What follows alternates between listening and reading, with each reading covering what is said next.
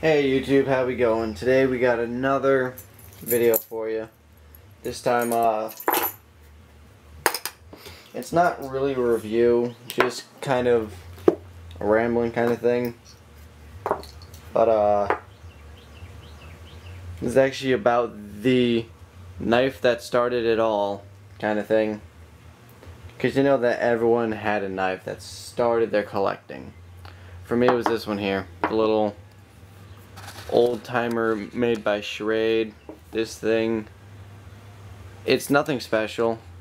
At the time I thought the knife was fantastic because it was, it was a lockback, and it was the first lockback I had, because I called this a lockback because the blade locked back. I was like 7, but I'm gonna try to throw some specs at you. The blade length is 1 3/4 inch. I'm guessing it's a high carbon steel because if you look at it, there is some rust and some crap on there. So I'm assuming it's something like a high carbon steel because there is some rust and whatnot on the blade. That's my guess though. But it is a Schrade knife. Right there you can see it. Made by Old Timer. Or Old Timer made by Schrade or whatever. But the blade is 1 3/4 inch. The handle is 2 3/4 inch. It's a Line-A-Lock design. This was actually the knife that started my whole collecting because my grandfather, he handed me this knife when I was like 7, and he told me to keep it. And I thought it was fantastic, and I ended up keeping this knife.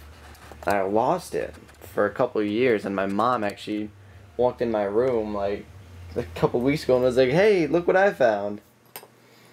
And I was happy, but I know that, you hear specs, cool, need my tripod, but I know, oh yeah, this thing is hard to open too, it's all rusted and crap. Yeah, it's nice.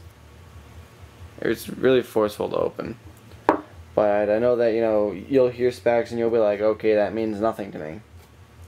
Here's the Ameritech AAA, which pretty much everyone has, or everyone knows the size of it next to it. So it's around that size. Just for comparison's sake, here's the AAA.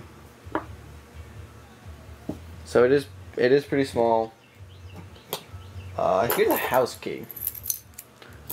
I mean, compared to a house key, or even my car key, that's up against my car key. It's up against a house key. So for comparison's sake, it is a pretty small knife. It's fucking tiny by today's standards, but you know what? At the time, I thought it was the best knife in the world. And here's it up with the Monarch 300 I carry all the time now.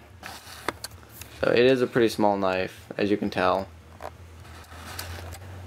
But, I loved it. I thought it was a fantastic knife. I mean, this is up against the Ripple 2, which is, a smaller knife, and it's, there's a Texas toothpick style blade.